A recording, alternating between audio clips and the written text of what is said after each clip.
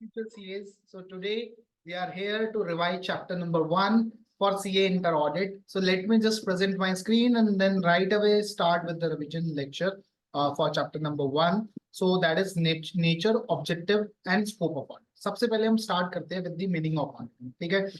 Auditing means it is an independent examination. किसका? Of the financial information. किसकी? Of an entity. चाहे वो profit कमाती हो, नहीं कमाती हो, चाहे वो छोटी हो, चाहे वो बड़ी हो, चाहे वो एलएलपी हो, चाहे वो कंपनी हो. तो वेदर प्रॉफिट ओरिएंटेड और not and irrespective of its size और लीगल फॉर्म.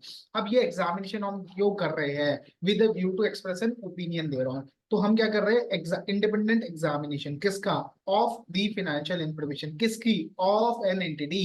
ठीक है. वेदर प्रॉफिट ओरिएंटेड और not and irrespective of its size और legal form, where such an examination is conducted with a view to express a opinion दे रहा हूँ. ठीक है.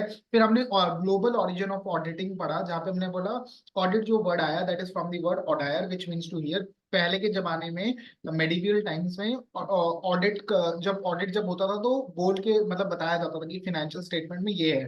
भारतीय कंटेक्स्ट में ऑडिट का सबसे पहला जिक्र आता है कौटिल्य की अर्थशास्त्र में जो कि 4th सेंचुरी बीसी में लिखा था, जहाँ पे बेसिकली उसका ऑडिटिंग का कंटेक्स्ट लिखा हुआ है. ठीक है. Then first auditor general in India was appointed in 1860, जो कि बाद में जाके सीएजी बना. ठीक है. Controller and auditor general of India, who is the appointing authority for the auditor. जो हम अभी आगे जाके जब चैप्टर होगा तो हम पढ़ेंगे कि CAG is the authority for the purpose of appointment of the auditor in case of a government company. ठीक है. फिर आईसीआई बना इन 1949. तो बेसिकली सीएजी का अस्तित्व आया 1860 में, आईसीआई बना 1949 में. ठीक है. तो अभी ऑडिटिंग की डेफिनेशन हमने क्या पढ़ी? It's an independent examination of the financial information of an entity, whether profit oriented और not, irrespective of its size और legal form, when such an examination is conducted with a view to express an opinion दे रहा हूँ. ठीक है. अभी independent क्या होना चाहिए? Independent in appearance, independence of mind. ठीक है. अपीयरेंस मींस मतलब मैं दिखना भी इंडिपेंडेंट चाहिए. अगर मैं अपने भाई का ऑडिट कर रहा हूँ, जैसे इस एग्जांपल में मैं अपने भाई का ऑडिट कर रहा हूँ, तो that is not independence in appearance. तो अभी हमने ऑडिट की डेफिनेशन क्या पढ़ी? It's an independent examination. तो ये वाला ऑडिट नहीं हो सकता है. This is not possible. मान लो अगर मैंने एक कंपनी में शेयर डाल रखे हैं तो भी वो ऑडिट नहीं हो सकता, क्योंकि कारण क्या है? It's not, then I am not independent. Let suppose अगर कंपनी में कुछ फ्रॉड है, तो बेसिकली तो मैं क्या करूंगा? अपना सेफगार्ड करने के लिए interest, I will not disclose that there is a fraud. ठीक है. तो audit is an independent examination of financial statement. Independence का मतलब क्या है? मेरी इच्छाएं is not subordinate to the direction of another person. So that the judgment of a person is not subordinate to the wishes or direction of another person. ठीक है. Auditor should be independent of the entity whose financial statement are subject to audit, so that he can form an opinion without being affected by any influence. So the judgment of a person is not subordinate to the wishes or direction of a person. That means he is an independent. So audit means an independent examination of financial information of an entity, है ना, whether profit oriented, not profit oriented, irrespective of its size or legal form, when such an examination is conducted with a view to express an opinion thereon. So profit making हो चाहे ना हो, चाहे छोटी हो चाहे बड़ी हो, चाहे कंपनी हो चाहे एलएलपी हो चाहे प्राइवेट कंपनी हो चाहे पब्लिक कंपनी हो, irrespective of its legal form. ठीक है. तो अब purpose of the audit is to express an opinion thereon. Allow me 1 second, let me plug in just charger one. About the term auditing, right? So let's move on to the purpose of the audit is to express an opinion thereof. ठीक है. अभी basically preparation of the financial statement is responsibility of the management of an entity. ठीक है. The auditor expresses an opinion thereof. अभी जब वो auditor express करेगा opinion, तो उसको क्या क्या चेक करना है? उसको ओपिनियन एक्सप्रेस करने से पहले अभी देखो बेसिकली क्या करता है. सबसे पहले एक ट्रांजेक्शन हुआ होता है जिसकी एक सपोर्टिंग होती है. सपोर्टिंग के बेसिस पे एंट्री डलती है, एंट्री के बेसिस पे स्टेटमेंट ऑफ अकाउंट से अपने फाइनेंशियल स्टेटमेंट बनते हैं. तो मैंने बोला अभी सबसे पहला पॉइंट क्या है? The accounts have been drawn up with reference to the entries in the books of account. ठीक है. कोई भी एंट्री छूटी नहीं है from the compilation in the accounts. ठीक है. So none of the entries in the books of account has been omitted in the process of compilation. तो मैंने आपको क्या बताया?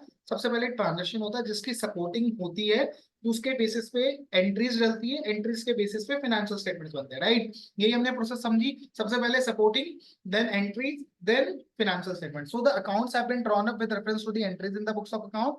The entries in the books of account are adequately supported by sufficient and appropriate evidence. None of the entries in the books of account has been omitted in the process of compilation. अब जो financial statements बने हैं that should be clear and unambiguous, मतलब एकदम clarity के साथ दिखनी चाहिए financial statement. They should be appropriately, all the items in the financial statement should be appropriately disclosed, and the statement of accounts presented true and fair picture. तो अगर मैं इसको समराइज करूं तो बेसिकली सपोर्टिंग के बेसिस पे entry डलती है, एंट्री के बेसिस पे अकाउंट्स बनते हैं. तो accounts should have been drawn up with reference to the entries in the books of account. None of the entries in the books of account should have been omitted from the preparation, from the process of compilation, and entries in the books of account are adequately supported by sufficient and appropriate evidence. ठीक है. फिर मैंने बोला अब जो financial statement बने हैं that should be clear and unambiguous, that should be properly disclosed, classified, described in conformity with accounting standard, and the statement of accounts gives the true and fair view. तो अभी मैंने क्या बोला, journal entry supporting such as expense, voucher, PO, purchase invoice. Accounts prepared based on the journal entries. ठीक है. Journal entry किसके basis पे बनती है, सपोर्टिंग के बेसिस पे. अकाउंट्स किसके बेसिस पे बनते हैं, जर्नल एंट्री के बेसिस पे, right. And account should be clear and unambiguous. None of the entries should be omitted. Classification and disclosure मतलब should be in accordance with accounting standard, and it should be a true and fair presentation of the operational results. Operational results means profit and loss and the assets and liability, that is balance sheet. ठीक है. So auditing provides assurance, है ना. It's based, so it provide confidence to the users of the financial statement. अभी हम assurance को बहुत अच्छे से समझेंगे, अभी थोड़ा सा वेट कीजिए आप. ठीक है. अभी मैंने बोला नेचर ऑफ, मतलब ऑडिटिंग बहुत सारी चीजों से रिलेटेड है. ऑडिट एंड अकाउंट्स वो तो भाई बहन है. ठीक है. Auditing reviews the financial statement which is the output of the accounting. ठीक है. ऑडिट एंड लॉ, अगर आपको लॉ नहीं पता, बिजनेस लॉज नहीं पता, टैक्स लॉज नहीं पता, तो आप ऑडिट नहीं कर सकते. And auditor should have a good knowledge of business and tax laws. फिर economics means general economic environment के बारे में आपको पता होना चाहिए. ठीक है. ओवरऑल इकोनॉमिक एनवायरनमेंट के बारे में आपको पता होना चाहिए. जैसे अभी ईरान और इजराइल का जो केस चल रहा है, that is overall economic environment. It's an example. ठीक है. ऑडिटिंग एंड बिहेवियरल साइंस, आपको लोगों के साथ इंटरेक्ट करना है, तो आपको ह्यूमन फिलॉसफी को, knowledge of human behaviour is essential. ठीक है. स्टैटिस्टिक्स एंड मैथ्स क्यों जरूरी है आपके लिए, आपको स्टैट्स के बेसिस पे आप सैंपल पिक करते हो, राइट. सैम्पलिंग के बेसिस पे ऑडिट होता है. तो इट्स नेसेसरी कि कौन सी जगह पे कौन सी सैम्पलिंग लगनी है, रैंडम सैम्पलिंग लगनी है, मॉनेटरी यूनिट सैम्पलिंग लगनी है, हैफेजार्ड सैम्पलिंग लगनी है, कौन सी सैम्पलिंग लगनी है. ठीक है.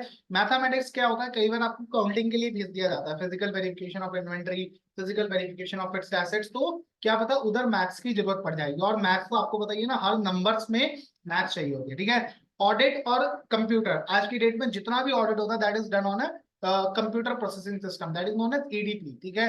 तो auditing and data processing are both related. ठीक है.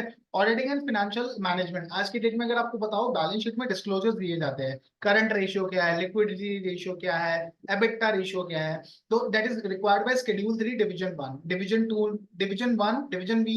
डिवीजन 1 किसके लिए होता है, अकाउंटिंग स्टैंडर्ड जो फॉलो करता है, और डिवीजन 2 किसके लिए होता है, जो इंडिया फॉलो करते हैं. ठीक है. तो शेड्यूल 3 में डिस्क्लोजर्स प्रिस्क्राइब्ड है, schedule 3 of the companies act, जहां पे कंपनीज को डिस्क्लोज करना पड़ता है. तो उसमें से अगर आपको पता हो, specially financial management point of view से वर्किंग कैपिटल रेशियो, वो सब रेशियो डिस्क्लोज करनी पड़ती है. तो auditing and financial management both are now related. Auditing and production are were always related, क्योंकि जब भी आप इन्वेंटरी को वैल्यू करना है तो आपको उसकी कॉस्ट ऑफ प्रोडक्शन देखना पड़ेगा. ठीक है. तो इसलिए आपको auditing and production are related. तो मैंने बोला auditing and economics are related, auditing and accounting are related, auditing law are related, auditing and behavioural science is related, auditing statistics and maths is related, auditing and data processing is related, auditing and financial management is related, and auditing and production is related. ठीक है.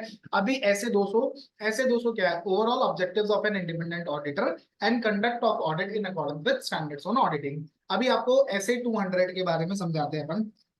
ऐसे 200 क्या बोलता है, overall objective of the auditor is to obtain reasonable assurance that the financial statement as a whole are free from material misstatement, चाहे वो fraud की वजह से हो, चाहे वो एरर की वजह से हो. ठीक है. has are from whether due to fraud or error, and thereby enabling an auditor to express an opinion on whether the financial statement have been prepared in all material respect in accordance with applicable FRF. तो मैंने बोला ऐसे क्या बोलता है, ऐसे 200 आपका objective बताता है, that is to obtain reasonable assurance. अभी आपको नहीं समझ आएगा ये वर्ड रीजनेबल एश्योरेंस. ठीक है. रीजनेबल एश्योरेंस अभी अपन जब नीचे जाएंगे ना तो बहुत तगड़ा डिस्कशन है एश्योरेंस में, तो वो वहां पे डिस्कस करेंगे वापस. ठीक है.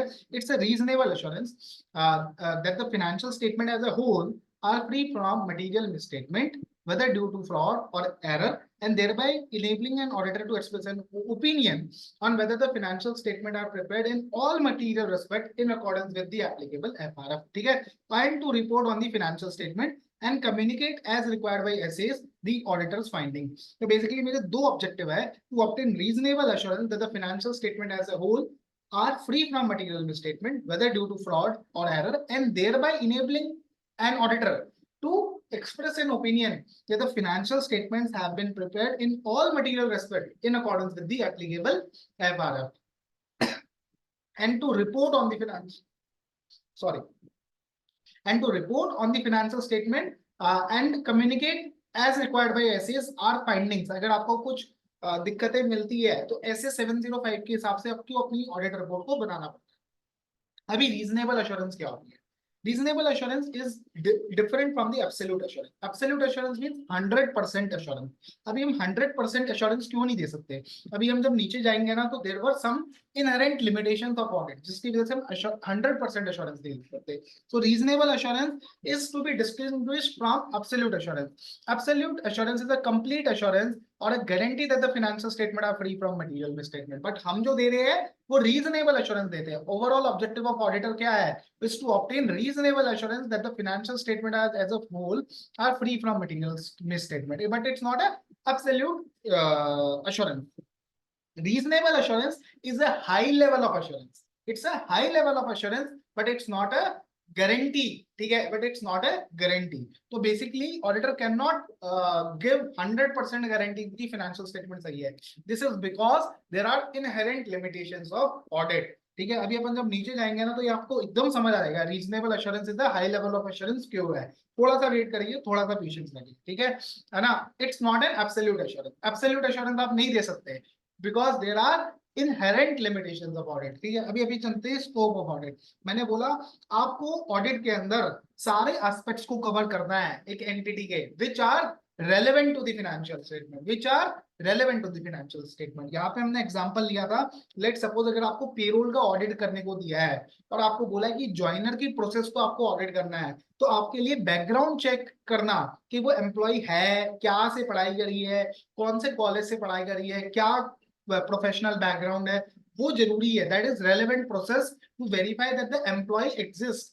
बट क्या उस एम्प्लॉय ने ट्रेनिंग करी है, नहीं करी, एक ट्रेनिंग रह गई, तो this is not important from the financial perspective. So auditor should cover all the aspects of an entity which are relevant to the financial statement. ठीक है, important word is relevant to the financial statement. ठीक है, अभी चलते हैं reliability and sufficiency of financial information. So the auditor should be reasonably satisfied that the information contained in the underlying accounting records and other source data is reliable. Reliable means he can rely on it. It is appropriate. He can rely on it and sufficient basis for the preparation of the financial statement. So the auditor should be reasonably satisfied that the information contained in the underlying accounting records and other source data is reliable and sufficient basis for the preparation of the financial statement. अभी ये उसको कैसे पता चलेगा कि information reliable and sufficient है या नहीं है? The auditor makes a judgement of reliability and sufficiency of the financial information by making a study and assessment of accounting system, internal controls. Accounting system को समझेगा, कंट्रोल्स को समझेगा और देखेगा, अपने प्रोसीजर्स परफॉर्म करेगा, carrying out appropriate test, sample basis पे देखेगा, मैनेजमेंट से पूछेगा, इंक्वायरीज एंड परफॉर्म करेगा procedure, carrying out test, inquiries and procedure. तो मैंने बोला ऑडिटर शुड बी, मतलब स्कोप ऑफ ऑडिट समझ रहे हैं अभी अपन. ठीक है, it should cover all the aspects of an entity that are relevant to the financial statement. ठीक है, फिर मैंने बोला reliability, auditor should be reasonably satisfied that the underlying accounting records are reliable and sufficient for the purpose of preparation of the financial statement. ये वो कैसे ensure करेगा? He will understand the accounting system, he will understand the internal controls, he will carry out the test, he will perform the procedures and carry out the inquiries with management. So reliability and sufficiency of financial information is also in the scope of audit. अभी चलते हैं proper disclosure of financial information, ठीक है। तो मैंने बोला all the relevant information should auditor has a responsibility to ensure that all the relevant information is properly disclosed in the financial statement. He should also keep in mind the statutory requirement, जैसे कि Schedule 3 Division 1 for accounting standards, Schedule 3 Division 2 for Ind AS, ठीक है, आपको पता होगा ना Ind AS और accounting standard, है ना। तो basically he should also keep in mind the statutory requirement in for the disclosures, ठीक है। अभी प्रॉपर डिस्क्लोजर्स में वो बेसिकली क्या इंश्योर करेगा, it is done by ensuring that the financial statement properly summarises transaction and events recorded therein and by considering the judgments made by the management in the preparation of the financial statement। अभी क्या होता है मैं आपको बताता हूँ, management बहुत सारी जजमेंट्स बना लेता है फाइनेंशियल स्टेटमेंट्स को बनाने के लिए, it should be properly disclose in the financial statement. तो हमने इसमें यूफ्लेक्स की एनुअल रिपोर्ट देखी, आप कोई भी एनुअल रिपोर्ट देखना, वहां पे एक पैरा होता है judgements and assumptions by management, तो वहां पे आपको दिखेगा कि किन किन एरियाज में मैनेजमेंट ने जजमेंट्स यूज करी है, ठीक है। तो बेसिकली मैंने क्या बोला, auditor has a responsibility for the proper disclosure of the financial information and he has a duty to ensure that all the relevant information has been appropriately disclosed in the financial statement, ठीक है। अब वो ये इसको कैसे ensure करेगा, वो ये देखेगा, it is done by ensuring that the financial statement properly summarize transaction and events that have occurred during the period and all these relevant judgments made by the management have been appropriately disclosed in the financial statement। अभी चलते हैं वापस से, अभी accounting policy के लिए auditor क्या करेगा, the auditor should evaluate selection and application of the accounting policies by management. फिर वो देखेगा क्या ये सिलेक्शन सही था, इसमें हमने एग्जांपल लिया था ES2 हमें दोनों मेथड अलाउ करता है, फीफो भी वेटेड एवरेज भी है, लेकिन मैनेजमेंट ने पिक किया वेटेड एवरेज, ठीक है, ना कि फीफो, ठीक है। तो नहीं, मैनेजमेंट ने पिक किया लेट्स से फीफो, फीफो इसलिए पिक किया ताकि वैल्यूएशन ऑफ इन्वेंटरी ज्यादा है, ताकि प्रॉफिट ज्यादा है, ठीक है। तो इसलिए आपको सोचना पड़ेगा, evaluate selection and consistent application of accounting policies by management, देखो क्या ये सिलेक्शन प्रॉपर है and whether such chosen policy has been applied consistently on a period to period basis. तो अभी अपन ने तीन तीन चीजें बड़ी स्कोप ऑफ ऑडिट में, it should cover all the aspects of an entity which are relevant to the financial statement, auditor should be reasonably satisfied that the underlying accounting record जिसके बेसिस पे फाइनेंशियल स्टेटमेंट्स बन रहे हैं that are reliable and sufficient, वो कैसे वो ensure करेगा, वो अकाउंटिंग सिस्टम को समझेगा, वो इंटरनल कंट्रोल को समझेगा और वो टेस्ट और प्रोसीजर्स और इंक्वायरीज कैरी आउट करेगा, ठीक है। फिर हमने बोला proper disclosure of financial statement, जहां पे हमने पढ़ा all the relevant information should be appropriately disclose in the financial statement. In this regard, auditor should also be aware of the statutory requirements which requires the disclosures in the financial statement। फिर आप समझो basically अब वो कैसे ensure करेगा, वो ये देखना पड़ेगा कि जितने भी ट्रांजैक्शन एंड इवेंट हुए पूरे साल में that has been appropriately summarized in the financial statement। It is done by ensuring that the financial statement properly summarizes the transaction and events recorded therein and by considering that the judgments of the management considered in the financial statement have also been appropriately disclosed। फिर auditor क्या check करेगा, अब जो accounting policy है वो evaluation कैसे किया, क्या वो selection of the accounting policy is proper, क्या इंडस्ट्री में भी यही किया जाता है, क्या इंडस्ट्री वाले पूरी पूरी इंडस्ट्री क्या वेटेड एवरेज यूज करती है, ठीक है। एंड वेदर तो इसके बेसिस पर वो डिसाइड करेगा कि क्या selection of the accounting policy was proper, ठीक है, and whether the chosen policy has been applied consistently on a period to period basis. अभी चलते हैं, what are the scope of audit, coverage of all the aspects relevant to the financial statement, reliability and sufficiency of your proper disclosure of the financial statement, and we have to express an opinion on the financial statement। But preparation and presentation of the financial statement, responsibility for the preparation and presentation of the financial statement is not our responsibility, but we have to ensure that the proper disclosures has been made in the financial statement, ठीक है। अभी मैं कुछ बहुत चीजें नहीं कर सकता, लाइक एक बिल्डिंग की लाइफ मैं बता नहीं सकता, that is to be done by a civil engineer, right. So there are some duties which are outside the scope of an auditor, like assessing the life of a civil structure. So that is not in the scope of my audit. So that is out of the scope of audit. And I am not an expert in the authentication of document. I am not. मेरा काम क्या है? I should exercise professional skill when any document is given by the entity. When any document is given, मैं देखना चाहिए कि sign हो रखा है, किसने साइन किया है, काउंटर पार्टी ने साइन किया है नहीं किया है, लेकिन आई am not an expert in the authentication of document, पता चले वो फर्जी साइन किसी ने लगा दिया हो, तो आई am not aware. I should exercise my professional skill when verifying any document, but I am not a expert in authentication of document. An audit is not an investigation. An audit is not an official investigation into alleged wrongdoing. He does not have a specific legal power of search or recording the statement. यहाँ पे हमने example लिया था, जब red movie में रात को search हो जाती है तो वो ओथ पे भी करवाता है और वो बोलता है कोई हिलेगा नहीं, ठीक है, सर्च हो जाती है रात को, ठीक है। लीगल पावर ऑफ सर्च और recording statement of witness which may be necessary for carrying out an official investigation. Investigation क्या होता है? Investigation means a critical examination of the accounts for a special purpose. For example, if a fraud is suspected and it is specifically called upon to check whether the fraud really exists, it takes the character of an investigation. It's a critical examination of the accounts with a special purpose that is covered, that is not covered in the scope of audit. अभी basically इसमें हमने 3 illustration पढ़ी जहां पे लालजी भाई ने latest financial results के basis पे शेयर परचेज कर लिए और उसने सोचा मेरा कैपिटल सेफ है, मेरा कैपिटल सेफ है। तो जवाब है scope of audit does not cover and auditor does not provide the assurance to the investor in regards to safety of his money. What he provide is that the finance, उसका opinion shares के ऊपर नहीं है, उसका opinion financial statements के ऊपर है। An audit does not provide assurance to the investor in shares regarding safety of his money. Share prices of the security is affected by a range of factors. क्या demand supply है उसके वजह से भी impact होता है। An audit only provide reasonable assurance that the financial statement are free from material misstatement whether due to fraud or error. Hence thinking of Lalji Bhai is not correct. वो सोच रहा था कि भाई मैंने एक बढ़िया कंपनी में पैसा लगाया, जाके ऑडिटर ने अनक्वालिफाइड ओपिनियन दिया तो मेरा प्रिंसिपल भी सेफ है, मेरा जो पैसा लगाया है वो सेफ है। तो जवाब है सेफ्टी ऑफ कैपिटल पे हम अश्योरेंस नहीं देते, हम तो रीजनेबल अश्योरेंस देते हैं फाइनेंशियल स्टेटमेंट्स के ऊपर, ना कि जो इन्वेस्टर ने पैसा डाला हुआ होता है उसके ऊपर। हमारा ओपिनियन जो है that is on the financial statements, ठीक है। अभी इसमें बेसिकली क्या होता है, कंपनी के पास एक नोटिस आया है फ्रॉम दी इन्वायरमेंटल अथॉरिटीज, लेकिन कंपनी ने इसे डिस्क्लोज नहीं किया है। तो क्या वो बोल रहे हैं कि ऑडिटर के स्कोप पे नहीं होता, तो हमने उसे ऊपर वाला पैराग्राफ दिखाया और हमने बोला all the relevant information should be disclosed in the financial statement. तो क्या ये रेलेवेंट इन्फॉर्मेशन है? तो जवाब है हाँ, कंपनी के गोइंग कंसर्न पे इशू आ सकता है अगर कंपनी को इन्वायरमेंटल लॉस का कंप्लायंस नहीं हुआ तो the proper disclosure of financial information is well with in the scope of audit, ठीक है। अभी अपन चलते हैं, एक कंपनी में आग लग गई तो इंश्योरेंस कंपनी को एक सीए को अपॉइंट किया कि भाई वो देखेगी क्या बुक्स में एसेट आ रहे थे उसकी वेरिफिकेशन के लिए। तो क्या ये ऑडिट है? ऑडिट नहीं है।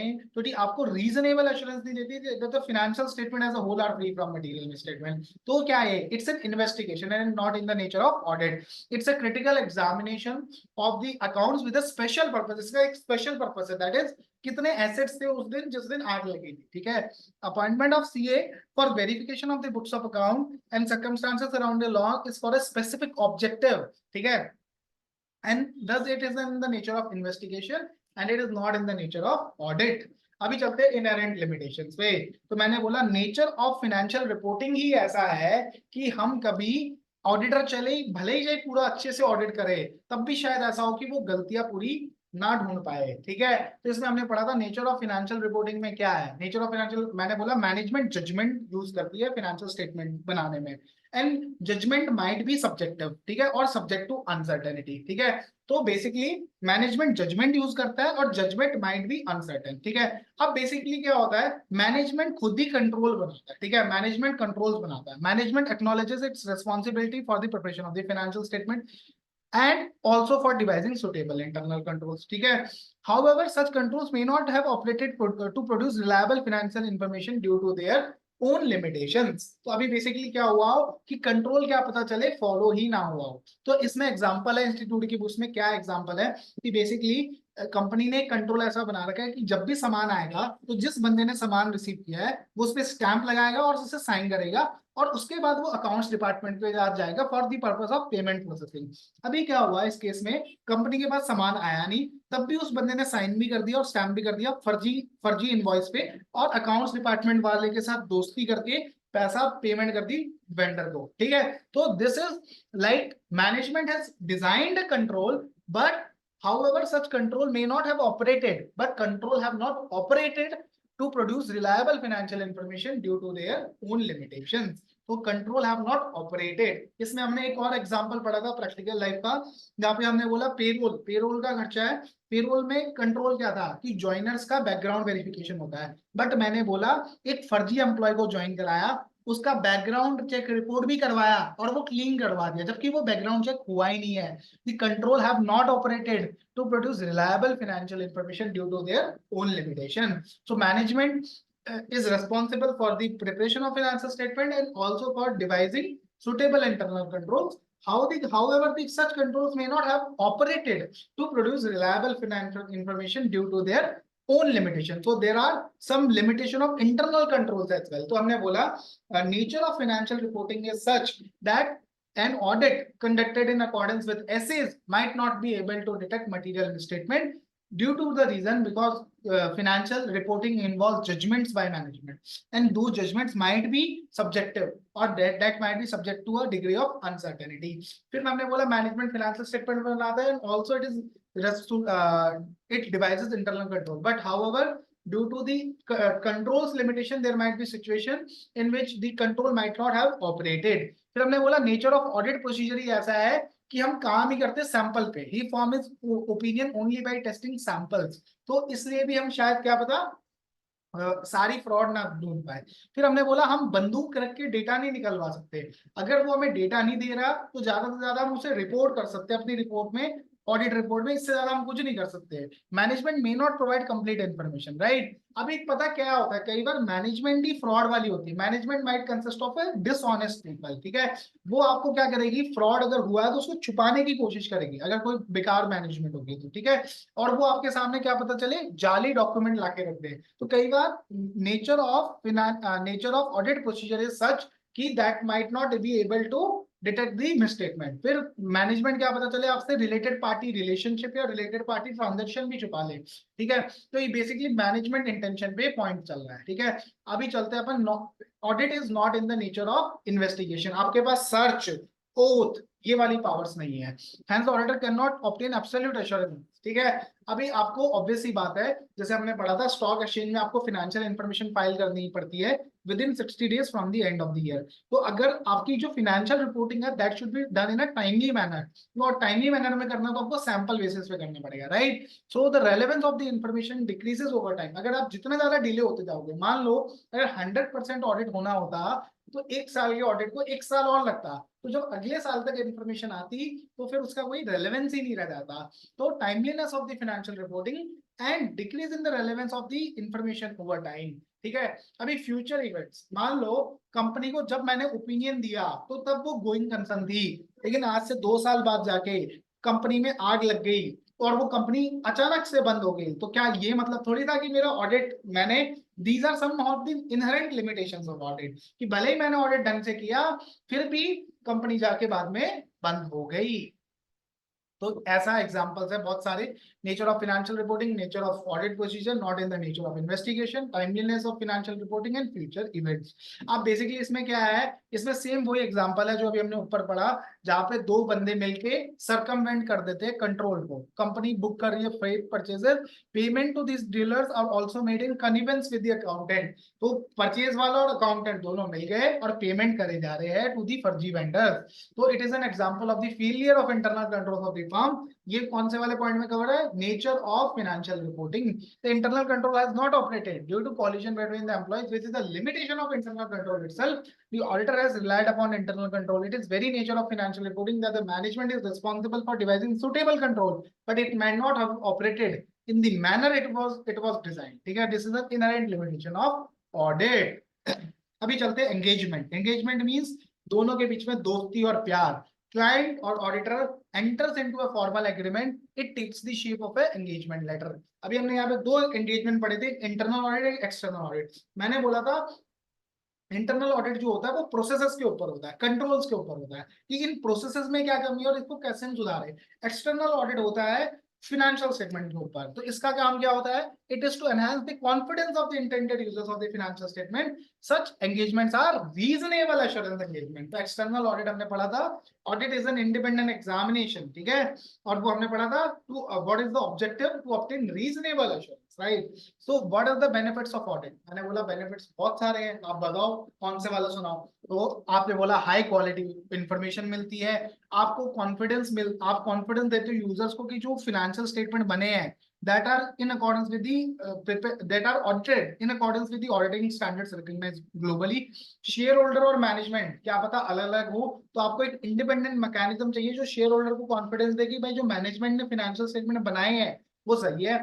ठीक है, it acts as a moral check on the employee कि बंदे डरते हैं फ्रॉड करने से क्योंकि उन्हें पता है ऑडिटर आएगा और गला पकड़ लेगा। ठीक है, और it helps government authorities in determining tax liabilities। It can be relied upon by lenders for making their credit decision। जब आप ऑडिट करते हो तो you may detect error or fraud and audit reduce the existence and operation of the control। अगर मान लो control क्या था कि बैकग्राउंड चेक होना है लेकिन वो हुआ ही नहीं, तो I could identify A deficiency. यहाँ पे हमने वर्ड समझा था डेफिशिएंसी और मिसस्टेटमेंट। डेफिशिएंसी कब होती है? जब कंट्रोल सही नहीं चल रहा हो, और मिसस्टेटमेंट तब होती है जब अमाउंट सही ना हो। ठीक है, तो डेफिशिएंसी में आपको दिक्कत मिल सकती है। तो ये आपने बोला high quality information give confidence to the users of the financial information. Shareholders might not be availed in so determining tax liabilities, ये हमने समझा था। अब हमने कुछ सिचुएशन समझी थी जहाँ पे ऑडिट मैंडेटरी, हमने बोला कंपनी के केस में मैंडेटरी है। कुछ बहुत एसएससी जो कि कंपनियां नहीं है लेकिन जिनको टैक्स लॉज में रिक्वायरमेंट है उनको ऑडिट कराना ही कराना पड़ता है। एग्जांपल क्या था? जिस कंपनी का 10 करोड़ से जिस कंपनी मतलब जिस एंटिटी का 10 करोड़ से ऊपर का टर्नओवर है उसको section 44 AB of the income tax क्या बोलता है? आपको ऑडिट कराना ही कराना है। लेकिन 10 करोड़ की लिमिट तभी लगती है जब 95% पैसा किसमें आया? बैंक में। अगर आपका पैसा 95% से कम पैसा बैंक में आता तो आपके लिए लिमिट सिर्फ 1 करोड़ है। तो 44 AB of the income tax act पढ़ा था हमने। फिर हमने बोला था कई बार स्कूल्स हॉस्पिटल इन सबको ग्रांट मिलते हैं और ग्रांट मिलने से पहले इनको ऑडिटेड फाइनेंशियल स्टेटमेंट देने पड़ते हैं। तो ऑब्वियस सी बात है it is mandated to have that financial statement audited. तो इन सिचुएशन में ऑडिट मैंडेटरी होता है। अदरवाइज कई बार कंपनियां खुद भी अपने बेनिफिट के लिए ऑडिट करा लेती है। ड्यू टू बेनिफिट्स, कौन कौन से बेनिफिट? जो भी हमने ऊपर पढ़े, high quality information, shareholders को कॉन्फिडेंस बन जाता है कि भाई ग्लोबली रिकॉग्नाइज्ड ऑडिटिंग स्टैंडर्ड से बनी है। Share holders need an independent mechanism.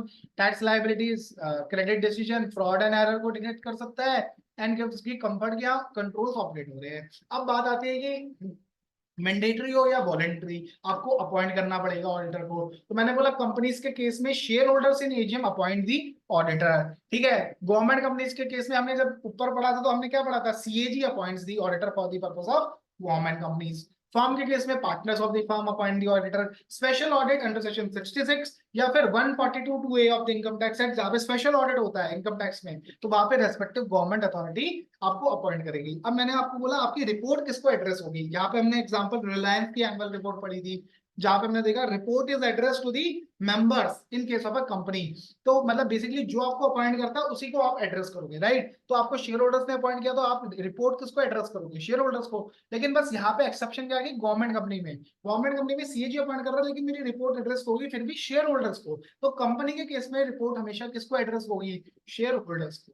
तो because shareholders are the owners of the company. Firm के केस में पार्टनर्स को एड्रेस हो जाएगी, गवर्नमेंट अथॉरिटी के केस में मतलब बेसिकली फंडा क्या है? जो अपॉइंट करता है उसी को हम रिपोर्ट करेंगे। But CAG appoints us on behalf of the share holders, that is government of India. Government of India के शेयर किसके नाम पे होते हैं? President of India. President of India का ऑफिस कौन सा है? CAG office. तो बेसिकली इनडायरेक्टली हम रिपोर्टिंग किसको करेंगे? गवर्नमेंट ऑफ इंडिया को, that is share holders of the company. So the concept is you will always report to the person who has appointed you. In case of a company it would be always shareholders, है ना? CAG is only authorized on behalf of president of India to appoint you। ठीक है, तो ये हमने समझ लिया। ये हमने समझ लिया पूरा। अब ये केस स्टडी थी, इसमें बहुत सारे पॉइंट थे लेकिन इसके जो मेजर पॉइंट थे वो मैं आपको समझा देता हूँ। ऑडिट का पर्पस है रीजनेबल एश्योरेंस देना, which means a high level of assurance, that means a high level of assurance. ठीक है, अभी अभी इसमें चलते बहुत डिटेल में भी अपन समझेंगे। ठीक है, अब वो आप गोली मार के डेटा नहीं निकलवा सकते। ठीक है, audit covers all the aspects of entity, ये गलत है। It covers all the aspects of an entity which are relevant to the financial statement. ठीक है, and audit should be organised to cover all the areas of the entity, ये भी सही नहीं है। We should cover all the aspects of an entity that are relevant to the financial statement. So इसमें दोनों के व्यूज गलत है। फिर हमने इसमें बोला था कि बेसिकली इसमें से कौन सा is not likely A benefit of auditing. तो बेनिफिट कौन सा नहीं है? एरर्स ऑफ फ्रॉड मिल सकते हैं, टैक्स लायबिलिटी निकाल सकती है, डेफिशिएंसी आपको मिल सकती है। इनमें से ये वाला जो पॉइंट था that is a limitation of audit. ठीक है, अभी चलते हैं अगला, ऑडिट प्रोफेशनल स्किल। हाँ, वो एक्सपर्ट नहीं है in authentication of document, but he should exercise his professional skill when verifying any document. अभी चलते हैं अश्योरेंस एंगेजमेंट। अभी चलते हैं आराम से। assurance engagement क्या होता है? It means an engagement in which a practitioner expresses a conclusion to enhance the degree of the confidence of the intended users other than the responsible party about the outcome or of the evaluation of or measurement of a subject matter against a criteria। कुछ नहीं समझ आया, मैं वापस से repeat करता हूँ। Subject matter को समझ लो फाइनेंशियल स्टेटमेंट, क्राइटेरिया को समझ लो इंडेस या लॉ या रेगुलेशन, ठीक है, और यूजर्स को समझ लो शेयर होल्डर्स। तो मैंने क्या बोला, एक ऐसा एंगेजमेंट जहां पे प्रैक्टिशनर कंक्लूजन एक्सप्रेस कर रहा है to enhance the confidence of the intended users. अभी रिस्पॉन्सिबल पार्टी कौन होती है? मैनेजमेंट। मैनेजमेंट ने फाइनेंशियल स्टेटमेंट बनाया है, तो ऑब्वियसली बात है उसको तो खुद ही कॉन्फिडेंस होगा कि भाई सही बनाया है, तो उसका कॉन्फिडेंस नहीं बढ़ा रहे आप ऑडिट करके, आप किसका कॉन्फिडेंस बढ़ा रहे हो? यूजर्स का। तो to enhance the degree of confidence of the intended users other than the responsible party about the outcome of the evaluation or measurement of a subject matter against criteria। तो मैंने बोला क्या financial statement are in compliance to the Ind AS, तो subject matter against criteria बनाया किसने? Management ने। तो assurance engagement means an engagement in which a practitioner expresses a conclusion to enhance the confidence of the intended users। ये users जो होने चाहिए other than responsible party होते हैं, क्योंकि उनको तो खुद ही कॉन्फिडेंस है कि भाई हमने सही बनाया, about the outcome of the evaluation और measurement of a subject matter against a criteria. Hopefully now definition is clear to you. अभी एलिमेंट्स ऑफ एश्योरेंस एंगेजमेंट, तो मैंने बोला इसमें तीन पार्टीज है, एक प्रैक्टिशनर है, एक रिस्पॉन्सिबल पार्टी है, एक इंटेंडेड यूजर्स है। प्रैक्टिशनर कौन है? प्रैक्टिशनर जरूरी नहीं कि ऑडिटर हो, प्रैक्टिशनर कोई भी हो सकता है, क्योंकि अभी हम आगे पढ़ेंगे प्रोस्पेक्टिव फाइनेंशियल इंफॉर्मेशन का भी कॉन्सेप्ट, ठीक है। अभी थोड़ा सा वेट करो, आगे चलते हैं, ठीक है।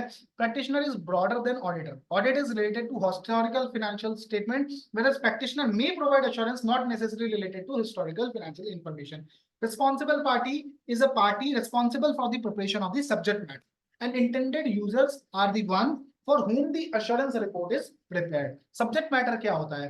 सब्जेक्ट मैटर वो चीज होती है जो एग्जामाइन की जाती है बाय द प्रैक्टिशनर, तो इस केस में फाइनेंशियल स्टेटमेंट, ठीक है। It refers the information to be examined by the practitioner. फिर मैंने बोला क्या बोलते हैं, सब्जेक्ट मैटर को इवैल्यूएट करना अगेंस्ट क्राइटेरिया। क्राइटेरिया क्या होते हैं? Guidance, standard, law, rules and regulation. अभी ऑडिटर को कंक्लूजन एक्सप्रेस करना है, राइट, प्रैक्टिशनर को कंक्लूजन एक्सप्रेस करना है। अश्योरेंस एंगेजमेंट में प्रैक्टिशनर को कंक्लूजन एक्सप्रेस करना है, तो कंक्लूजन करने के लिए उसको लिए क्या लेना पड़ेगा? Sufficient and appropriate evidence. Sufficient means quantity, appropriateness means quality, appropriateness means quality. अब इसको कंक्लूजन देना है तो वो कैसे देगा? Through a written assurance report. तो वो एक रिटर्न रिपोर्ट बनाएगा और अपना अश्योरेंस ओपिनियन दे देगा। फिर हमने बोला ऑडिट और रिव्यू में फर्क क्या है। यहाँ पे हमने कंपनी के 3 क्वार्टर की 4 क्वार्टर की हमने बेसिकली रिपोर्ट्स देखी। तो हमने देखा साल के शुरू के 3 क्वार्टर में, अप्रैल से जून, जुलाई से सितंबर, अक्टूबर से दिसंबर, जो जाता है वो जाता है रिव्यू रिव्यू। और जो लास्ट क्वार्टर होता है दैट इज फुल ईयर, मार्च वाला, उसमें जाता है ऑडिट। तो जब हमने लिस्टेड कंपनी की साइट्स पे गए तो हमने देखा इन 3 क्वार्टर में जाती है रिव्यू रिपोर्ट और लास्ट क्वार्टर में जाती है ऑडिट रिपोर्ट, ठीक है। तो ऑडिट क्या होता है? It's a reasonable assurance. अभी अश्योरेंस जो हमने ऊपर पढ़ा, अश्योरेंस एंगेजमेंट के 2 टाइप्स है। अश्योरेंस एंगेजमेंट के एक हमने पढ़ा रीजनेबल अश्योरेंस एंगेजमेंट, एक हमने पढ़ा लिमिटेड अश्योरेंस एंगेजमेंट। तो लिमिटेड अश्योरेंस में क्या होता है? It is a lower level of assurance, ठीक है, देन दी रीजनेबल अश्योरेंस। तो रीजनेबल अश्योरेंस एंगेजमेंट और ये लिमिटेड अश्योरेंस एंगेजमेंट। रीजनेबल में आप हायर लेवल ऑफ अश्योरेंस देते हो बट एब्सोल्यूट अश्योरेंस नहीं देते, एब्सोल्यूट अश्योरेंस नहीं देते, ठीक है। अभी चलो मैं आपको नीचे एक चार्ट दिखाता हूँ फटाफट ना, उससे आपको एकदम क्लैरिटी हो जाएगी। ये देखो ये चार्ट, ठीक है, ये चार्ट देखो, बता लो लेवल ऑफ एश्योरेंस आप दे नहीं सकते। लो लेवल ऑफ एश्योरेंस देने का तो कोई मतलब ही नहीं ना, फिर तो फायदा क्या होगा यूजर्स को, ठीक है। Moderate level of assurance means intermediate level of assurance, ठीक है। तो ये होता है limited assurance. It's a lower level of assurance than the reasonable assurance, but it does not mean it's a low level of assurance. Low level of assurance तो हम दे ही नहीं सकते, ठीक है। अभी चलते हैं फिर हाई लेवल ऑफ एश्योरेंस, ठीक है। High level assurance means reasonable assurance. Absolute assurance अपन दे नहीं सकते। नो एश्योरेंस क्या होता है? नो एश्योरेंस क्या हुआ? बेसिकली आपने ट्रायल बैलेंस लिया, ट्रायल बैलेंस से पूरी बैलेंस शीट बना के दे दी, that is compilation of financial statement. तो ये वाला भी एक एंगेजमेंट होता है। तो मैंने बोला क्या क्या टाइप के एंगेजमेंट होते हैं? No assurance, low assurance, absolute assurance, moderate assurance, high level of assurance. Low और एब्सोल्यूट, ये आप नहीं दे सकते। या तो आप नो एश्योरेंस दोगे, जैसे कि कंपाइलेशन, आपने ट्रायल बैलेंस लिया, फिनेंशियल स्टेटमेंट बनाए, खत्म, तो कंपाइलेशन ऑफ फिनेंशियल स्टेटमेंट। यहाँ पे जो स्टैंडर्ड्स लगते हैं ना, जो आईसीए ने प्रिस्क्राइब किया standard, that is standard on related services. जब आपने बोला आपको हाई लेवल ऑफ एश्योरेंस चाहिए, दैट इज रीजनेबल एश्योरेंस, और आपको हिस्टोरिकल फिनेंशियल स्टेटमेंट के ऊपर चाहिए, तो दैट इज ऑडिट, तो स्टैंडर्ड्स ऑन ऑडिटिंग लगेंगे। ठीक है, अब आपको क्या चाहिए, लिमिटेड एश्योरेंस चाहिए। एग्जांपल क्या था इसका, रिव्यू, रिव्यू चाहिए, तो यहाँ पे लगेगा स्टैंडर्ड्स ऑन रिव्यू एंगेजमेंट। ठीक है, फिर मैंने बोला प्रोस्पेक्टिव फाइनेंशियल इंफॉर्मेशन, मतलब फ्यूचर के प्रोजेक्शंस के ऊपर आपको अश्योरेंस रिपोर्ट चाहिए कि जो अजम्पशंस यूज हुए हैं दैट आर रीजनेबल, तो वहां पे लगता है स्टैंडर्ड्स ऑन अश्योरेंस एंगेजमेंट्स। एक बार वापस से इस पे टच अपॉन करेंगे, बट अभी मेरे को ये था कि आपको पूरा व्यू देना है, तो that's why I try to cover it. ठीक है, audit review, reasonable assurance, limited assurance, high level of assurance, lower level of assurance than the reasonable assurance। यहाँ पे हम ज्यादा प्रोसीजर करते हैं, फ्यूअर प्रोसीजर करते हैं यहाँ पे रिव्यू में, और हम यहाँ पे रीजनेबल कंक्लूजन लेते हैं और यहाँ पे हम लिमिटेड कंक्लूजन लेते हैं। बट दोनों में एक समानता है कि हम दोनों में हिस्टोरिकल फाइनेंशियल इंफॉर्मेशन पे प्रोसीजर्स परफॉर्म करते हैं, और दोनों में हम सफिशिएंट अप्रोप्रिएट एविडेंस लेते हैं। ठीक है, अभी चलते हैं फिर दूसरा, रीजनेबल एश्योरेंस और लिमिटेड एश्योरेंस। मैंने बोला reasonable assurance means high level of assurance, limited assurance means a lower level of assurance than the reasonable assurance engagement, that means a moderate level of assurance, it does not mean low level of assurance। ठीक है, ये समझ गया आप, clear है? 5 type की assurance थी, no assurance, low, moderate, high and absolute. Absolute और लो पॉसिबल नहीं है, बाकी तीनों पॉसिबल है। ठीक है, अभी इसमें क्या करना पड़ता है, आपको एक्सटेंसिव प्रोसीजर करने पड़ते हैं, इसमें आपको फ्यूअर प्रोसीजर करने पड़ते हैं। यहाँ पे आपका जो कंक्लूजन होता है दैट इज रीजनेबल कंक्लूजन, यहाँ पे आपका जो कंक्लूजन होता है वो लिमिटेड कंक्लूजन। इसका एग्जांपल एक ऑडिट एंगेजमेंट, इसका एग्जांपल एक रिव्यू या फिर प्रोस्पेक्टिव फाइनेंशियल इंफॉर्मेशन का एश्योरेंस एंगेजमेंट। अभी प्रोस्पेक्टिव फाइनेंशियल इंफॉर्मेशन क्या होती है, it means a financial information based on the assumption about events that may occur in future and the possible action by an entity. It can be in the form of a forecast or projection or a combination of both। अभी इस definition को समझते हैं। financial information based on the assumption, 10% से revenue grow करेगा, about the events that may occur in future, grow करेगा about the events that may occur in future, and possible actions by an entity। अगर 10% grow करेगा तो मैं अपना loan repay कर दूंगा, this is my possible action. ठीक है, तो basically it means the financial information based on the assumption about events that may occur in future and the possible actions by an entity, it may be in the form of a forecast और projection। दोनों में फर्क क्या है, forecast होता है based on the past analysis. मैंने बोला मेरा लास्ट 10 सालों में 10% से रेवेन्यू बढ़ा है, तो मैंने बोला यही मैं ट्रेजेक्टरी से अगर रेवेन्यू ग्रो करता हूं तो अगले साल की बैलेंस शीट या प्रॉफिट एंड लॉस ऐसा दिखेगा। प्रोजेक्शन क्या होती है, प्रोजेक्शन मैंने बोला 100 रुपए लिए मैंने इस साल का, मैंने बोला 10% से ग्रो करेगा तो ये होगा, 20% से करेगा तो ये होगा, 30% से करेगा तो ये होगा। मतलब it is based on the assumption, forecast is backed by a data.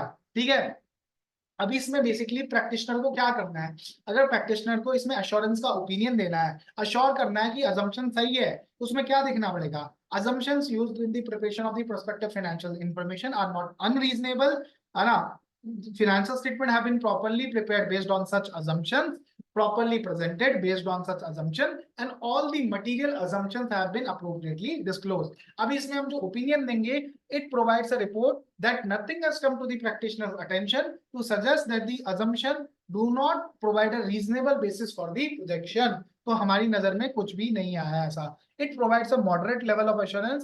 It is nothing to do with historical financial statement, but it is a prospective financial information।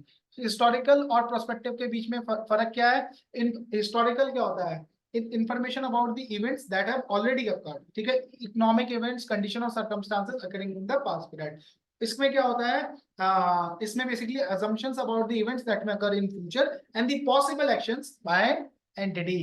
Examples of assurance engagement, audit is the reasonable assurance engagement, review is the limited assurance engagement, prospective financial information is a limited assurance engagement, report on controls operating at an organization। ये depend करता है, ये आपका limited भी हो सकता है, reasonable भी हो सकता है, but it depends on the term कि किस लेवल की एश्योरेंस आप देना चाहते हो। ठीक है, अब इसमें बेसिकली क्या था, इस केस स्टडी में उसको हाफ ईयरली रिपोर्ट चाहिए थी, ठीक है, नहीं फर्स्ट क्वार्टर की रिपोर्ट चाहिए थी। तो क्या आप दे सकते हो, तो जवाब है हाँ आप दे सकते हो अलग से। व्हाट वुड बी, लेकिन वो बोल रहा है इतने प्रोसीजर नहीं करने, इतने डिटेल प्रोसीजर नहीं करने, तो आप बोल रहे हो रिव्यू कर देंगे फिर आपका, ठीक है, क्या आपको तब भी लेकिन सफिशिएंट अप्रोप्रिएट एविडेंस लेना पड़ेगा। तो बोला हाँ, भले ही मैं फ्यूअर प्रोसीजर्स करूंगा, चाहे मैं एनालिटिकल प्रोसीजर या इंक्वायरी करूंगा सिर्फ रिव्यू में, लेकिन फिर भी मुझे सफिशिएंट एंड अप्रोप्रिएट एविडेंस लेना पड़ेगा। अभी चलते हैं क्वालिटीज ऑफ ऑडिटर। मैंने बोला बहुत सिंपल है, एक जो अच्छे बिजनेसमैन की क्वालिटी होती है वही एक अच्छे ऑडिटर की क्वालिटी होती है। मैंने बोला वो फार्म होना चाहिए, उसमें टेम्परामेंट होना चाहिए, इंटीग्रिटी वाला बंदा होना चाहिए, जजमेंट अच्छी होनी चाहिए, पेशेंस अच्छा होना चाहिए, क्लियर हेडेडनेस होनी चाहिए, रिलायबिलिटी होनी चाहिए उसकी बातों में, ठीक है, उसके उसको देख के शाइन ऑफ कल्चर, कल्चर से जुड़ा हुआ व्यक्ति होना चाहिए। he should be a higher integrity and with independence, he should have basic human qualities like empathy, understanding the problems of the people, ठीक है, और ऑब्वियसली बात है not denying the fact he should be an expert in accounting, ठीक है, and exhaustive knowledge of accounting is sine qua non of practice of auditing, so he should be an exhaustive knowledge of accounting, ठीक है, it's a sine qua non of the practice of auditing, तो उसको जबरदस्त knowledge होनी चाहिए accounting की। फिर हमने बोला एसए, एसआरईज, एसएई, एसआरएस, एसक्यूसी, ये हमने समझा। अभी हमने वापस से इस चार्ट पे चलते हैं। लो लेवल ऑफ एश्योरेंस देनी पॉसिबल ही नहीं है।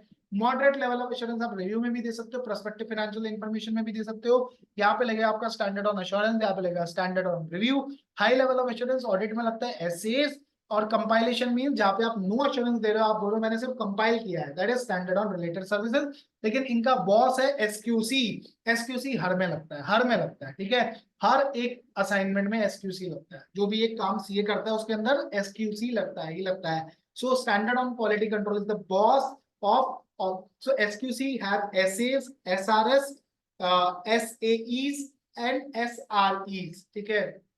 अब ऐसे हमने बोला ये ऑडिट पे लगते हैं। अब हमने पढ़ा ऐसे 200 भी है, ऐसे 230 भी है, ऐसे 315 भी है, ऐसे 500 भी है, ऐसे 700 भी है। ऐसे 200 बोलता है ओवरऑल ऑब्जेक्टिव्स, देन ऐसे 230 ऑडिट डॉक्यूमेंटेशन, ऐसे 315 रिस्क असेसमेंट के बारे में बात कर रहे हैं, जहां पे हमने एग्जांपल लिया था अपनी क्लास में कि पेरोल का रिस्क असेसमेंट हमने कैसे किया, कौन सी रिस्क हायर है, कौन सी रिस्क लोअर है। फिर ऑडिट एविडेंस ऐसे 500 एंड ऐसे 700 forming an opinion on the and reporting on the financial statement. फिर स्टैंडर्ड्स ऑन रिव्यू एंगेजमेंट हमने बोला एसआरई, ये लगते हैं रिव्यू एंगेजमेंट्स में एसआरई 2400 एंड एसआरई 2410। जितने भी लिस्टेड कंपनी की क्वार्टरली रिपोर्ट जाती है other than for the month of March, March month में तो जाती है ऑडिट रिपोर्ट, बाकी सब मंथ में जाती है रिव्यू रिपोर्ट। 4 बार उन्हें रिपोर्ट्स देनी पड़ती है स्टॉक एक्सचेंज को, 4 में से 3 रिपोर्ट होती है रिव्यू रिपोर्ट, एक रिपोर्ट होती है ऑडिट रिपोर्ट। जब रिव्यू रिपोर्ट देता है तो वो एसआरई 2410 के हिसाब से देता है, जिसमें लिखा होता है review of interim financial information perform by the independent auditor of the entity. अभी चलते हैं स्टैंडर्ड्स ऑन एश्योरेंस एंगेजमेंट। इसमें हमने बोला स्टैंडर्ड ऑन एश्योरेंस एंगेजमेंट में हमने पढ़ा प्रोस्पेक्टिव फाइनेंशियल इंफॉर्मेशन के ऊपर भी हो सकती है, रिपोर्टिंग ऑन कंट्रोल्स भी हो सकते हैं, सर्विस ऑर्गेनाइजेशन। इसमें मैंने एग्जांपल दिया था कि लेट सपोज कई कंपनी क्या करती है अपनी पेरोल के प्रोसेसेस आउटसोर्स करके रखती है। अब उस दूसरी कंपनी जहां पे आउटसोर्स किया है उसके कंट्रोल सही चल रहे हैं या नहीं चल रहे, वो कंपनी क्या करती है, जिस जिस कंपनी को काम आउटसोर्स किया है वो इंडिपेंडेंट ओपिनियन ले लेती है। तो ये एंगेजमेंट में ये होता है, ठीक है। assurance report to report on the compilation of pro forma financial information included in the prospectus। तो प्रोस्पेक्टस में पिछले 5 सालों के फाइनेंशियल जाते हैं और उसमें बहुत सारी नीचे फाइनेंशियल इंफॉर्मेशन जाती है। तो ऑडिटर को अगर एंगेज किया गया है प्रोस्पेक्टस में दी गई इंफॉर्मेशन को वैलिडेट करने के लिए, तो it's in the nature of assurance engagement. Standard on related services, मैंने इसमें बोला इसमें हम कोई भी एश्योरेंस नहीं देते, इसमें बेसिकली हम कंपाइलेशन काम करते हैं या फिर अग्रीड अपॉन प्रोसीजर्स करते हैं। Engagement to perform agreed upon procedures, जहां पे बेसिकली मुझे ये बोला है कि भाई डेटर के लिए तो एक कंफर्मेशन ही भेजनी है, सिर्फ कंफर्मेशन भेजेगा। तो अगर मैं अग्रीड अपॉन प्रोसीजर कर रहा हूँ या फिर मैं सिर्फ कंपाइलेशन का काम कर रहा हूँ, then it's a standard on related services. Then comes the standard on quality control, जहाँ पे बेसिकली हम क्या बोल रहे हैं, it's the boss, it's the boss, ठीक है। SQC have been issued to establish standard and provide guidance regarding a firm's responsibility for its system of quality control for the conduct of an audit as well as review as well as other assurance and related service engagement. So SQC governs both of 4 of these audit, review, assurance and related service engagement. So SQC have been issued to establish standards regarding the firm's responsibility for its system of quality control for the conduct of an audit, review, other assurance and related service engagement. ठीक है, अभी SQC का purpose क्या है कि ऐसा system of quality control बनाए जो उसको एश्योर करे that the firm and its personnel comply with the professional standard and legal and regulatory requirement and that the reports issued by the firm are appropriate. तो एक ऐसा system of quality control बनाना है that provides assurance that the firm and its personnel comply with professional standards and legal and regulatory requirement and that the reports issued by the firm are appropriate. अभी आपको standard चाहिए ही क्यों? ठीक है, तो standard चाहिए क्यों? ताकि आपकी क्वालिटी ऑफ फाइनेंशियल रिपोर्टिंग बढ़े, आपकी ऑडिट क्वालिटी इंश्योर रहे। ठीक है, तो आपकी फाइनेंशियल रिपोर्टिंग की क्वालिटी बढ़े, आपकी ऑडिट क्वालिटी बढ़िया रहे, यूनिफॉर्मिटी रहे ऑडिट रिपोर्ट्स में और यूनिफॉर्मिटी रहे ऑडिट प्रोसीजर्स में। ठीक है, और आपको नॉलेज मिलती रहे, प्रोफेशनल स्किल्स एंड नॉलेज मिलती रहे टू परफॉर्म दी ऑडिट। ठीक है, और audit carried out against benchmark recognised globally. ठीक है, at par with the global practices, इसलिए स्टैंडर्ड्स की जरूरत है। अभी चलते हैं duties in relation to engagement quality control standard. तो एक प्रोफेशनल को इन स्टैंडर्ड्स को फॉलो करना बहुत जरूरी है, it is mandatory for them to follow this standard. पर कई बार ऐसी सिचुएशन हो जाती है जहाँ पे जो हमने स्टैंडर्ड में प्रोसीजर लिखा है वो हम कई बार फॉलो नहीं कर पाते हैं। तो इन केसेस में आपको रीजन फॉर डिपार्चर अपनी फाइल में डॉक्यूमेंट करना है and this matter should also be drawn in the audit report that you have not been able to comply with this requirement of this SAF and also the reason of the departure needs to be reported in the audit report। ठीक है, तो अब basically इसमें नीचे वाले case में यही था जहां पे बेसिकली ऐसे 505 बोलता है कि आपको एक्सटर्नल कंफर्मेशन भेजनी है बट ये बंदा नहीं भेज पाया था या इसको रेस्पॉन्स नहीं मिला था। तो अब बेसिकली इसके केस में इसने ऑल्टरनेटिव प्रोसीजर परफॉर्म कर रहे थे, तो is required to document how alternative procedure perform achieve the purpose of the required procedure, how the alternative procedure achieve the purpose of the procedure as mentioned in SA, and the reason for the departure needs to be documented, and he has to also report in his audit report that he has departed from this requirement of the standards। अभी इस वाले case study में क्या था कि इस वाले case study में बस सीएपी को ना ट्रायल बैलेंस दे दिया था, फाइनेंशियल स्टेटमेंट दे दिए थे।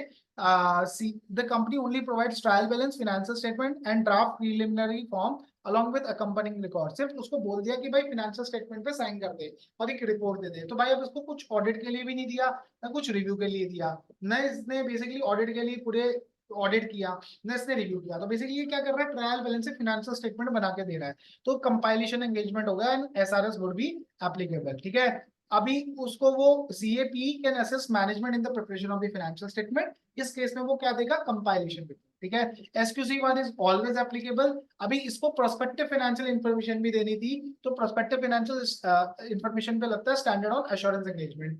प्रोस्पेक्टिव फाइनेंशियल इंफॉर्मेशन में आपको क्या क्या इंश्योर करना पड़ता है, अजम्पशन सही है, फाइनेंशियल स्टेटमेंट प्रॉपर्ली प्रिपेयर्ड हुए based on such assumption, it is properly disclose हुए है ना, and assumption all the material assumptions have been disclosed। तो ये वाला पॉइंट था जो बेसिकली सही बैठता है।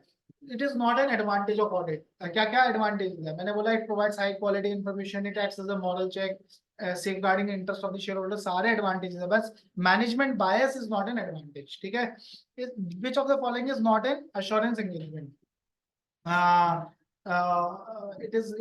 which of the following is not true about assurance engagement। So sufficient appropriate evidence भी लेना पड़ता है। अभी देखो assurance engagement दोनों टाइप के हो सकते हैं, प्रोस्पेक्टिव भी हो सकता है, हिस्टोरिकल भी हो सकता है, तो दिस इज नॉट करेक्ट। ठीक है, which of the following is true about engagement standard।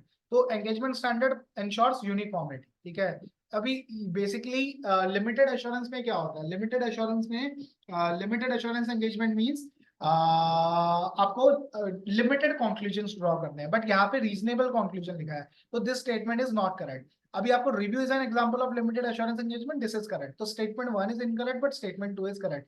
अभी स्टैंडर्ड्स ऑन ऑडिटिंग के बारे में क्या लिखा है कि आपको मैंडेटली इन्हें फॉलो करना है, एकदम सही बात है। Basic objective of the audit does not change with reference to the nature size और फॉर्म ऑफ एन एंटिटी। अभी हमने यहाँ पे डेफिनेशन याद करनी है, ऐसे जो हमने audit is an independent examination of the financial information of an entity whether small, profit oriented, not profit oriented, irrespective of its legal form, with a view to express an opinion दे रहा हूँ। तो basically the basic objective of the audit is to express an opinion. ठीक है, तो चाहे वो छोटी हो चाहे बड़ी हो, तो that remain same, so the point is correct. The purpose of an audit is to enhance the degree of the confidence of the intended users in the financial statement. तो जवाब है हाँ, एंड वो अब इस कॉन्फिडेंस बढ़ाएगा कैसे वो, it is done by way of issuance of a report, तो वो अपनी रिटर्न रिपोर्ट इशू करेगा. The auditor is not expected to cannot reduce audit risk to zero because there are inherent limitations of audit and therefore cannot obtain absolute assurance, right? It is right because there are inherent limitations of audit. अभी देखो, choosing of appropriate accounting policies is the responsibility of management, correct? But do you agree? Yes, it's the responsibility of management. But what is the duty of auditor? तो अभी हमें ऊपर याद करना पड़ेगा scope of audit, जहाँ पे हमने पढ़ा था proper disclosure of the accounting policy, proper disclosure of the information, जहाँ पे हमने थर्ड बुलेट पॉइंट में ये पढ़ा था कि बेसिकली अकाउंटिंग पॉलिसीज क्या सही तरीके से सेलेक्ट हुई है, selection of the accounting policy is proper, then it has been applied on a consistent basis over a period on period, ये हमने पढ़ा था वो पॉइंट. तो ये स्कोप ऑफ ऑडिट से आ जाएगा. Assurance engagement are not restricted to the audit of financial statements alone. तो मैंने बोला सही बात है, इसमें रिव्यू भी आता है, प्रोस्पेक्टिव फाइनेंशियल इंफॉर्मेशन भी आता है, इसमें सब कुछ आता है. यहाँ पे आपको डेफिनेशन लिखनी है और आपको ये बताना है कि क्या क्या कवरेज होती है. फिर मैंने बोला इसमें तीन पार्टी होती है, एक प्रैक्टिशनर, एक रिस्पॉन्सिबल पार्टी, एक इंटेंडेड यूजर्स. फिर a chartered accountant to check whether the fraud exist. अभी फ्रॉड है या नहीं है, it's an investigation, critical assessment of accounts with a special purpose, ठीक है. So it's not a reasonable assurance engagement and audit does not provide absolute assurance, सही बात है. Discuss how the nature of audit procedure, जहाँ पे हमने पढ़ा था हम सैंपल बेसिस पे करते हैं, मैनेजमेंट के सर पे डेटा नहीं निकलवा सकते, क्या पता मैनेजमेंट की इंटेंशन ही हो कि हमें गुमराह करें, ठीक है. ये सारे पॉइंट्स हमने पढ़े थे due to inherent limitations of audit. So this was our chapter number 1 revision. This was very fast, right? But hope you have enjoyed it. Do subscribe to this channel and do enroll into my live, you can say, this virtual classes if you really want to learn audit in a practical manner. So that is what I want to convey, that to learn audit in an exceptional and practical way is the objective of these launched batch. Hopefully, and let me know your thoughts on these classes and how these classes are going on. So I will try to upload as much revision videos I can. But yeah, definitely. But I could not upload all of them because definitely that will be provided to someone who joins the classes. But yeah, hopefully you have liked it. Thanks a lot. Thank you guys. Have a good day and wish you all the best for exams. That's it. Best regards, Naman.